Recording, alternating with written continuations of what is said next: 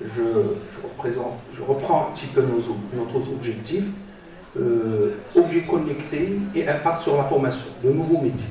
En général, on va se dire, il y a des métiers qui vont être spécifiques à ces objets connectés. Alors dans la réalité, ce sont des compléments d'action ou des compléments d'outils qui permettent effectivement de réaliser des activités professionnelles déjà identifiées, soit au niveau médical, paramédical, ou effectivement au niveau technique, que ce soit informatique ou électronique.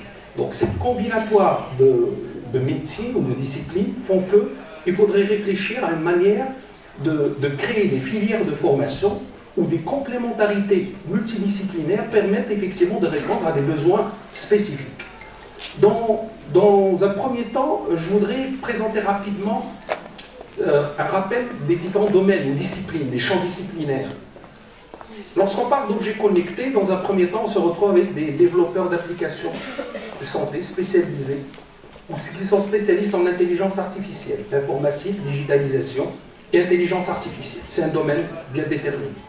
On va essayer de décortiquer par la suite pour pouvoir effectivement voir un petit peu les impacts au niveau de la formation, du monde de la formation. Deuxième volet, il y a tout ce qui est professionnel de la télémédecine, tout ce qui est en distanciel. Consultation pour répondre à des besoins ou à des difficultés de déplacement des malades pour pouvoir effectivement apporter des solutions concrètes. Troisième volet, comme on l'a dit, 500 millions d'objets connectés. L'objectif, on peut atteindre les 2 milliards d'objets connectés. Et il y a un problème de protection des données. Et donc, il y a une réglementation à mettre en place sur l'utilisation effectivement de ces informations. Et enfin, ces objets connectés doivent être constamment entretenus. Il va y avoir un système de maintenance de ces objets connectés à travers soit des ingénieurs qui vont permettre d'améliorer la performance des mises à jour, etc., ou encore à travers des techniciens qui vont régler, calibrer ou redimensionner les paramétrages. Et donc, on se retrouve avec différents domaines, dans différents secteurs, et avec différentes disciplines. On va zoomer principalement sur les activités liées à notre faculté des sciences juridiques, économiques et sociales, qui va être au cœur de la réflexion. Qu'est-ce que nous pourrons faire face à cette évolution? Il est à noter dans un premier temps qu'il faut réfléchir sur les modes de formation et les niveaux de formation. Est-ce qu'on doit former des Bac+2, des Bac+3, des ingénieurs, des docteurs, des chercheurs, des domaines effectivement qui relèvent de l'enseignement supérieur. Niveau BTS à ingénieur, des Bac+3 à Bac+5. Et il y a énormément d'offres de formation qui existent déjà, parce qu'on a fait le benchmark, qui existent déjà à l'étranger, et qui effectivement, une partie est reprise un petit peu au Maroc, de manière très timide, mais il y a encore de la marge, il y a un effort extraordinaire à faire pour pouvoir effectivement répondre aux besoins qui existent. Cependant, il n'y a pas que la formation diplômante qui pourrait être touchée ou qui pourrait être modifiée ou adaptée.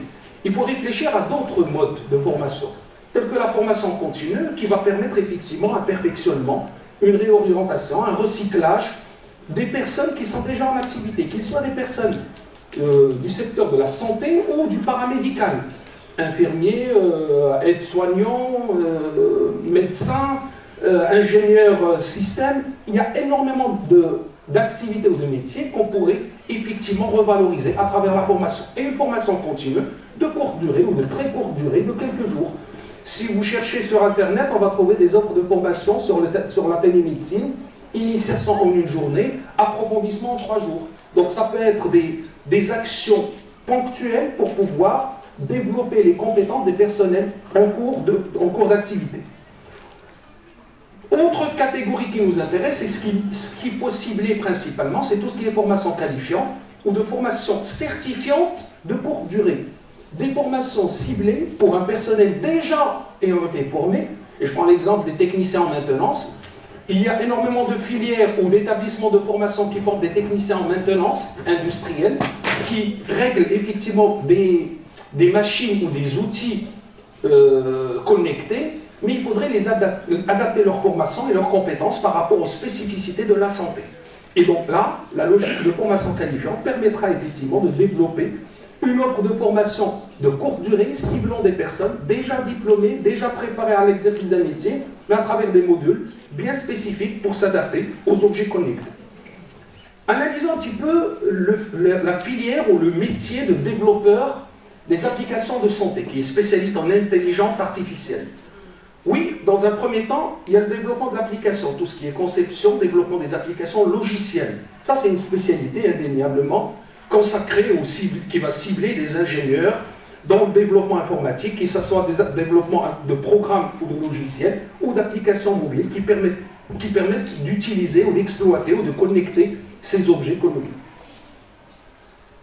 Mais il y a aussi d'autres éléments liés à la maintenance, des activités liées à la maintenance de ces logiciels, leur mise à jour, la maintenance du matériel pour les réglages, pour le calibrage. Et enfin, il y a aussi la recherche et l'innovation, parce qu'il faut améliorer. Il y a toujours des actions qui permettront d'intégrer des nouveautés au niveau des objets connectés, pour connecter non pas un seul et unique objet, mais des objets différents provenant de différents producteurs ou de différentes entreprises. C'est l'exemple de la domotique qu'on a actuellement dans le secteur touristique, où effectivement je me retrouve avec une chambre connectée où il y a l'intervention de plusieurs intervenants différents, que ce soit l'éclairage, la plomberie, la réfrigération ou la climatisation. Et donc on se retrouve avec des constructeurs différents, des machines différentes, et qui sont connectés à un seul et unique objet connecté. Lorsqu'on parle des compétences que doivent développer ces ingénieurs ou ces développeurs informatiques, certes, la première chose qui est la plus importante, qui est le cœur de leur métier, c'est tout ce qui est technique et ce qui est programmation, maîtrise des langages.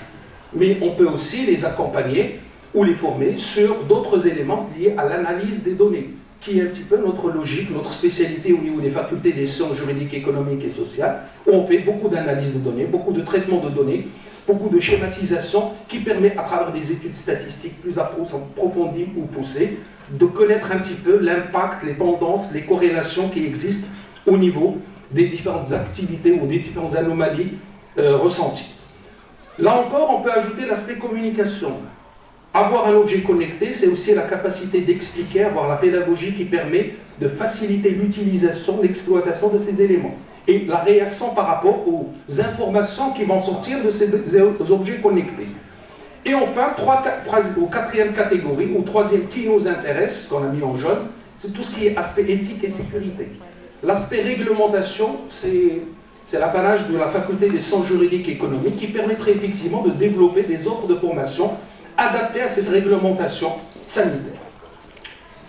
On va zoomer sur ces deux éléments pour faire ressortir les compétences nécessaires, sur ces deux activités pour faire ressortir un petit peu les compétences de manière détaillée.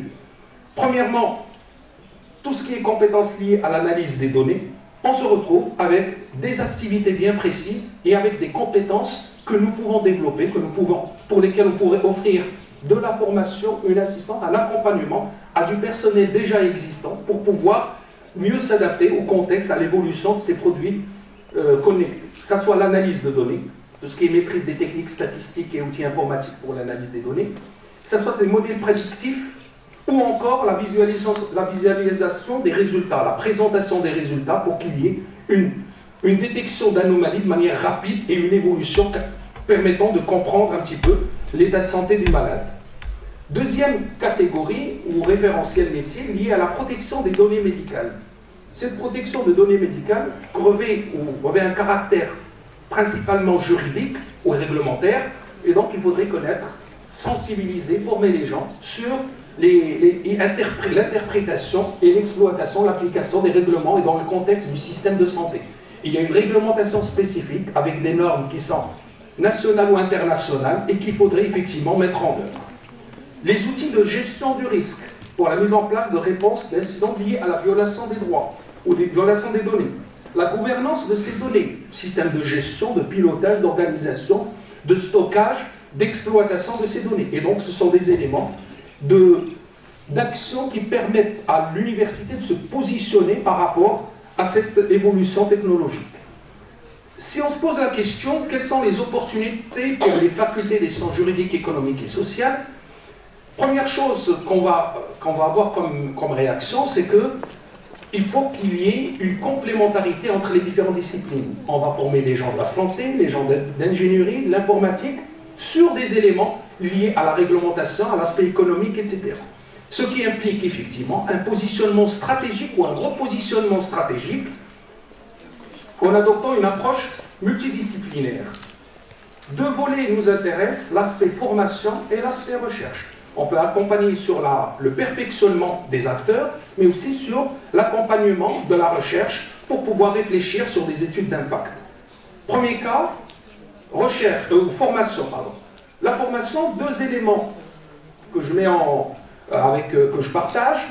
Une formation sur tout ce qui est économie de la santé numérique, bien sûr, en vue de pouvoir notamment procéder à des réductions de coûts liés à la santé ou l'amélioration de l'efficacité opérationnelle des différentes actions, des programmes de santé qui sont mis en place. Sur l'aspect juridique, c'est des études de réglementation pour mettre en place, qu'il faudrait adapter, auquel cas, s'ils sont mis en place en Europe, comment on pourrait les adapter par rapport au contexte marocain pour effectivement sécuriser l'utilisation de ces données. Dans le cadre de la recherche, on pourrait réfléchir à des axes tels qu'au niveau économique, tels que recherche des bénéfices économiques sur le système de santé, grâce à l'adoption de ces dispositifs connectés, quel est l'impact sur l'économie en termes de coûts, en termes d'efficacité, en termes de rendement, et enfin sur les défis juridiques, sur la mise en place d'une réglementation qui permet de minimiser les risques liés à l'utilisation des données et à la surexploitation de ces données. Autant de perspectives qui sont là, mais qui nécessitent effectivement un travail de collaboration avec les différentes disciplines liées aux objets connectés, en termes de santé, informatique, réglementation, économique, etc., et qui permettra par la suite de mettre sur le marché des formations spécifiques à des besoins qui existent actuellement, qui ne sont pas encore quantifiés, mais qui sont déjà qualifiés, identifiés de manière claire par le dispositif mis en place au niveau de la santé. Et je vous remercie pour votre attention.